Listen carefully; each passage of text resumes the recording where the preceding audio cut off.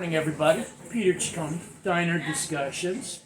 New location, Candle Lake Diner, and on Long Island. And I'm here with Paul North from Custom. I'm going to read it to you guys. Custom Computer Specialist. I wanted to make sure I got it right. Paul works with cybersecurity and the wonderful world of cybersecurity. I met him last week, and I said, "You need to come on the podcast. You need to talk to the world about cybersecurity." And Paul, let's dive right into it. Sure. My theory on cybersecurity is you're never safe, and if you're safe right now, in 5 minutes somebody else figures something out. That's true. And how do you maintain somebody's security? So, there's not just one magic thing you do for cybersecurity, right? It's a culmination of different applications, services, and also training your staff, right? So, the staff probably is the biggest threat to cybersecurity. We live our lives, we kind of are in an instant gratification kind of, society, right? We want something, we go to the phone, we hit a link without even thinking about it, right? 9 out of 10 times, those links are usually safe. But, there are links that kind of lead you down. 1 out of 10 times it's not. Right. So that kind of lifestyle that you live at home or with your friends, or personal things that you do on your phone or your computer, you take that to work with you, right? Because those are habits. So part of what we do at Custom is we try to not only kind of secure your environment, desktops and servers, laptops, whatnot. We also try to secure your workspace. That would entail like kind of training that send like false emails, like on purpose, things that would send out on a regular basis, and then depending on what you do, if you open that link, that's a bad link, it's a threat. A little pop-up will happen and it'll say, "Hey, you just opened a link that is dangerous. This is why it's dangerous," and then it'll gear you or guide you through some training to do. You guys are giving them the pop-up saying, "Watch out, your next step could be a bad next step." Right. Okay. So it's not us personally, there's a program. Okay. One of the best programs out there, and the one that lots of people use for this kind of training, is KnowBe4. So what that does is it sends out scheduled, thank you. It sends out scheduled emails, scheduled things that go out automatically. Nobody knows about it. It's just like an email that you would get. The email could even be from coworkers. It could be from the owner of the company. And then they gave you a bad email or anything. Right. So and then you get an email from somebody you think you trust, right? It could be from a friend, but maybe there's something in the email that looks a little weird, right? So they stole your contacts. Right. And sent it from me, Paul North. Oh, you don't get too many messages. And we've all gotten those. I mean, I get them. I get them all the time. Exactly. So and now And it teases it. You don't often get an email from Paul North. Oh, I better open it. Right. These are emails that you always get, so you kind of inclined to just open it and see what it is, But what happens is in those emails sometimes just there's misspellings or things that you look for. But those are the kind of things that KnowBe4 kind of and our company will schedule and keep track of and send training out. And as you get trained, your workforce becomes more and more skilled and secure. This way, your biggest threat, which is us, becomes more trained on how to stop those things. And maybe it's the lack of vigilance, new word. The lack of vigilance in your work staff, which is your biggest threat. Correct. Yeah. Okay, so once they get comfortable, that's when it seems to me like it's a constant game of cat and mouse. Yeah, and the bad actors out there are constantly trying to outdo you, right? It's like a leapfrog kind of game, right? We get something from somebody outside, a cyber threat. We train to kind of look for that, but then they're kind of looking down the road. They're saying, "Okay, what can I do next?" Let me ask the question this way. When somebody's trying to get into a system to be a threat, what is like the number one motivation to do? Just to wreak havoc, or to steal money, or to... Yeah, so, and that's a great question, because a lot of people are like, "Well, what are they going to do, crash my system? Are they going to, no, what they're after is data. So, names, social security numbers, addresses, mother's maiden names, things like that you may store as a company because you made good credit card transactions, or maybe you're in healthcare and you need to store this information. So if I am in healthcare, okay, prescription business. So if you got a million bits of data on, from Mary Smith to Joe to John Jones or anybody like that, Right. and you have social security numbers and ailments and medication they've taken and blah blah blah blah blah blah blah blah blah. They have an actual database. Oh, yeah. Somebody else wants that. Absolutely. So it's information. They're mostly looking for information. Looking for information, and you got to look at it like from like a tree kind of point of view, right? So like the trunk of the tree of those heavy hitters trying to break into a bigger company or any company for that matter to get that information. They sell that information off to other smaller companies that are going to now go out and kind of hit individuals, and then next thing you know, you got hundreds of individual bad actors going after people like you and I for your data.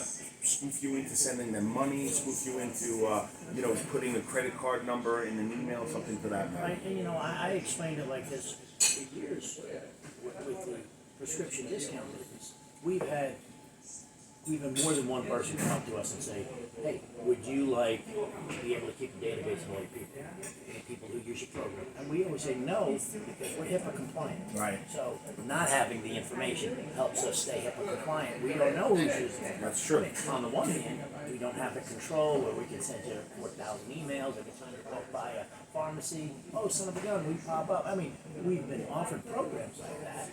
We've always said no because we don't want to know who's using the program, and if we don't know who's using the program, that's what other companies that do. And I always say there's a million bits of information. If I were inclined to do that, I'd give them the prescriptions for free, I always said. Right. And I'd go into their information, That's right. and I'd sell a million bits of information to a million different companies a million different times, and I'd make more money on the information. Well, that's why they do it. Right? And that's why they do it. That's and, right. And I've explained to Target and to Walmart and to ShopRite, hey, who wants to know who's shopping Tuesday at ShopRite? Oh, I'm sure Stop and Shop wants to know that information. You're right. coming here, go there. Does CVS want Walgreens customer list if they can get it? Absolutely. Absolutely. Yeah. And one of the things that has always kept us ahead, or in the hearts and minds of pharmacy staffs, is we don't even know who's using the program, so we can't be accused of selling the information if we don't have it. And that's part of the problem. But for Is, what the exact reason you're saying, it's the information. right. And we like I mentioned earlier, we just want things to work, right? It's almost like you don't care how it works. I just want it to work. Most companies, they want their applications to work. They want to get that, information across to you and I as customers of theirs, right? But unfortunately, we live in a world where you need to put layers of security behind your company because you could be, and I've seen the nightmares and I've heard the stories. You could be out for a week or two. Now, what is that? For you, like how much is that a day out of business? That's a week a lot. out, right? Yeah. So for the amount of money you spend and it's gonna happen. Like people don't even realize things might be happening right now in their company without them, and that's what they want. The cyber, bad actors want that. I'm a one-man show. Right. A two-man show. A couple of small company. We're not the target. The target is, versus the 40-person company or the 140-person company. Right. If they lose 10 days of business, they still have 140 salaries to pay. Right. And like you said, you're not the target. That's I'm the different target. I'm the bottom target. right. I'm But you become, in a lot of cases, the smaller companies are the easy targets, right? They don't have, or most of them, or a lot of them don't have the funds to put in a lot of security. Okay. So they kind of figure, hey, no, we're small, nobody's going to come after us. So they kind of they have minimal security. the Norton antivirus. Right, Okay. which, it's all minimal, right? And then if something happens, because Norton actually doesn't really, it only updates after an event, right? Where there's other programs out there that are kind of proactive. They look for events that are happening throughout the world, and then they say, hey, something happened in Poland. This is the virus or whatever the case may be that happened. Let's update everything before it actually works its way through the system. It's like a better service. You're paying for that service. You're paying You are. for the person who, with continual fee, you're paying for somebody who's going to say, Correct. we're updating our service, included in your bill is our update, and versus I paid once, I paid my $5.99. Right. Thank you very much. And versus, I didn't have a problem with that. Why do I have so many bugs in my computer? Right. You know, And the way I tell people, I kind of let them know, like, hey, listen, would you drive around without car insurance? Something happens to you, brand new car. How would you drive around? Are you even allowed to drive around without car insurance? I'm going to say this. It's a new world. Oh, yeah. And one thing, EA, we talk about, you came to the meeting, hey, what's your next step? Last night, we always have sort of a, well, what are you doing? But part of the reason I wanted to talk to you, cybersecurity, it's more than just a buzzword. It's a reality. Absolutely. And it's like I said, you blew my mind. It's information. They're not stealing. They're not diverting cash out of one account, out of your employees, out of the bank into their own. They're stealing everybody's information. They're Information finding is out, money. Ages of the average, hey, they've got 62, 40 to 50-year-old women and 70, 40 to 52-year-old men, and blah, blah, blah, blah, blah, blah, blah, blah, and so on and so forth, Right. and wow. Yeah. No, it's and like I mentioned earlier on, And if you do that to 1,000 companies, yeah. you've only touched you've not even scratched the surface. 1,000 companies right within probably 5 miles of here, So just imagine that. Imagine the millions and millions of companies that, as we're speaking right now, there are people bombarding those companies trying to break in. Income information, you're Yep. getting age demographics, you are getting, oh my God. Yeah. You probably can, and who wants that information? Right. Everybody wants a piece of it. It's an election year too, I heard, so I'm sure some people are, trying to figure that stuff out. I mean, I'm sure it has 1 million applications. Oh yeah, no, there's it's layers, right? It's security, it's layers that a managed service provider like us would put in, and the training of you and I, right? With say like I know before, is just a little piece, right? Yeah. Then there's monitoring the systems, right? So you're not monitoring, you're not looking internally to your systems to see if there's somebody going in there, kind of looking at things that shouldn't be. You don't know if there's any data getting transferred to Russia or China or whatnot. Oh, yeah. You don't know, I mean, most companies don't, so that's why we implement, And I would imagine, depending on the business you're in, Russia and China aren't the biggest threat. It might be the person who's looking for, is going to sell the information. well, yeah, it's, they'll set up shop somewhere. A lot of times it'll look like it's, the threat is coming from one space in the country, in the world, in the country, but then it bounces off multiple locations. That makes it harder for us to track. Right. It's some guy in Louisiana who sent it all around the world, and Exactly. you can't trace him. No, they try. I mean, they're good at what they do. That's why you got to try to stay one step ahead. And there's things that you can do minimally, right? That will help you, right? So we try, when we incorporate our managed services, right? We incorporate cybersecurity into that. We incorporate monitoring of the systems, looking for things that happen so that we can trace it and then send, either, we'll go into the system ourselves and remediate the threat, or we'll make sure that gets done with your team. Do you do staff trainings? Yes, absolutely, yeah. So there's things, so we do like assessments, right? Okay. So an assessment will be like, we'll go into your environment and we'll kind of assess like what you have, what you're doing, the software you're using. We'll look at your network, we'll look at your service, what version of operating systems, are you up to speed with patches? With any updates that might happen with the operating system. Those are just some simple things that you can do to kind of make sure you're at least kind of at the minimum, right? And then there's next levels, right? So depending on your business, and I'd say depending on business, but I feel any business is important. What is, for a company your size, what is your sweet spot in terms of how many computers a company has? Well, for us, we're a company of just under 500 employees. Right. We tend to lean towards companies of 15 to 20 employees or more. Okay. And the way we work it is, How many computers? well, I was going to say, the way we work it is, an employee might have 3, 4 devices, that's fine. We go by employee. So if you have 4 devices, we just manage that one employee. All those devices that they have My are cell covered. phone, my iPad, Correct. my laptop, and my desktop. Correct. Okay. When I worked, more than one food service distributor. You know, and I tell these guys part of the reason I'm so prone to the diners is they used to all be customers and their friends, and they see me, they don't mind putting me in a corner with video, and but you'd have 30 salespeople, all with a computer. You'd have 60 people who worked in and around the office, all with computers. Right. And they were always worried about security and the breakdowns, the bugs, the glitches. I don't think they thought about the information they worried about. Customer information getting out there. Right. So that competitive information. I don't think they were so worried about, you know, Mary Smith is 39 and 3 children, makes, you know, $75,000 a year. I don't think they were as worried. They didn't even, No. I don't even think contemplated that. Well, they just go about their business. You know, they have the device. They're doing what they need to do, and they're assuming that everything is fine. They don't need Yeah. to worry about that end of it. Sure. You know, so And I think where some of the bugs actually came from when you had the sales reps on the road transmitting orders in.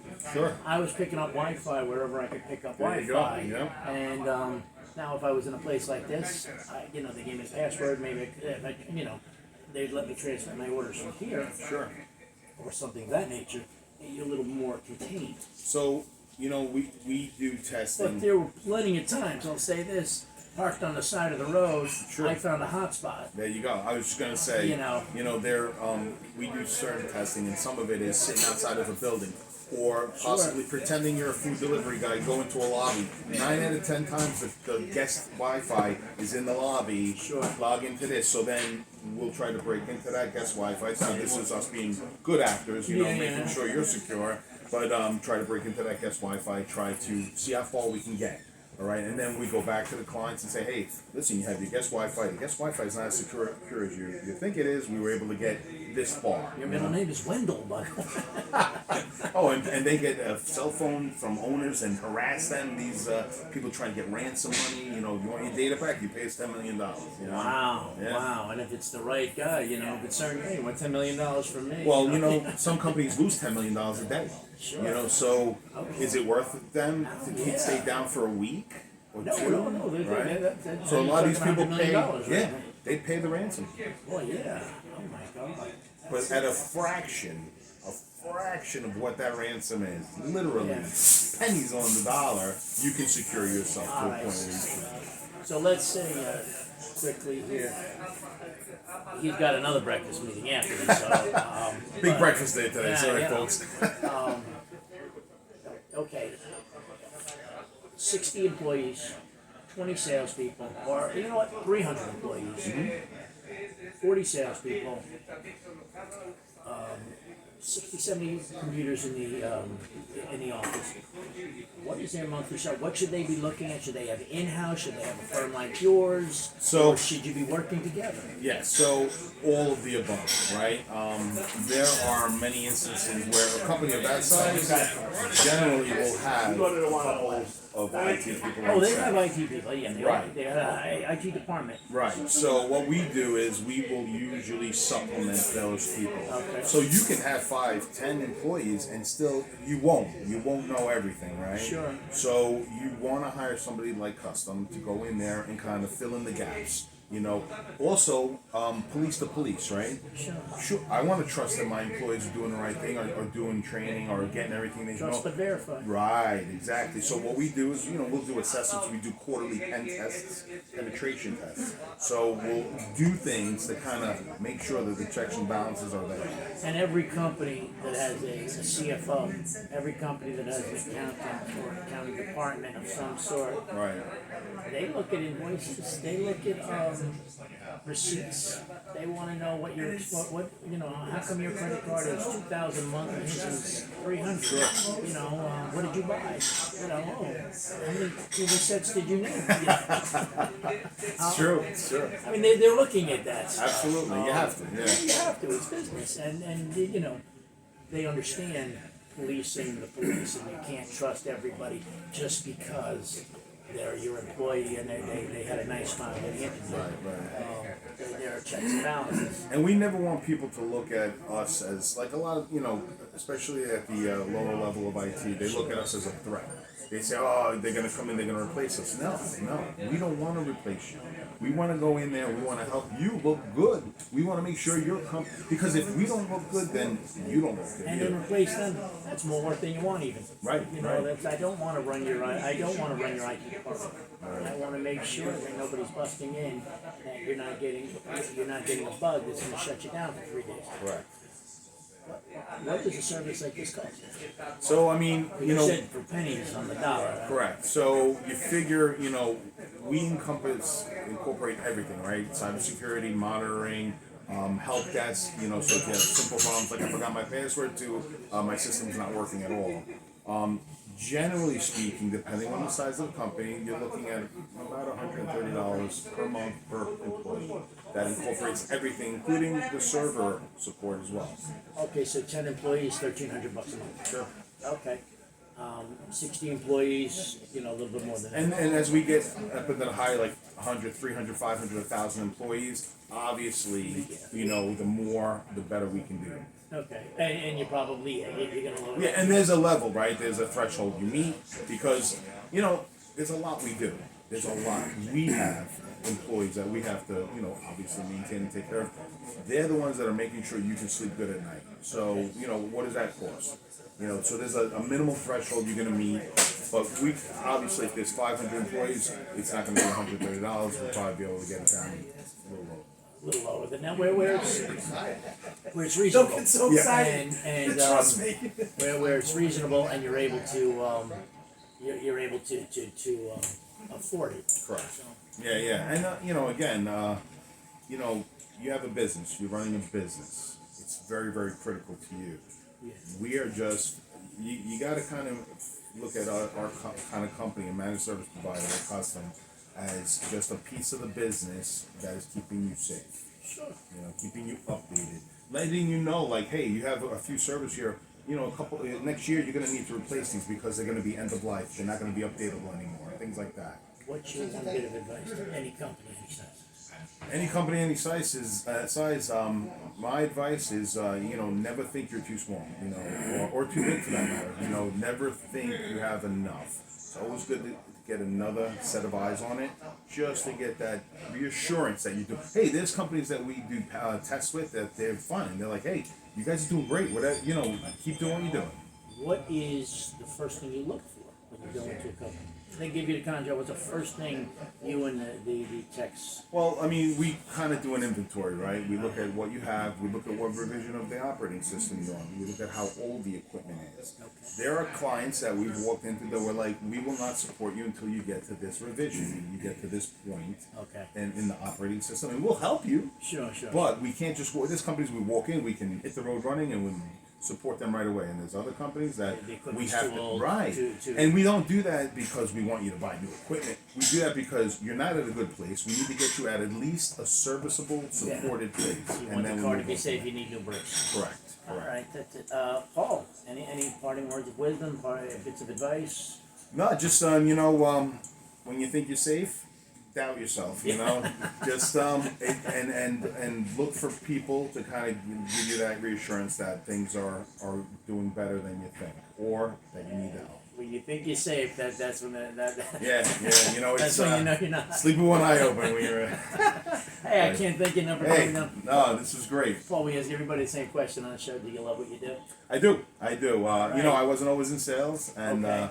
I was an engineer for the lion's share of my life, and Okay. I've always wanted to help people, and this is just another extension of that. Well, I love that. Sales is an extension of being able to help people. Yeah. You're bringing your knowledge out there. Yeah. And I have found as a guy who's trained thousands of salespeople, for whatever reason, engineers tend to make great salespeople. Right. As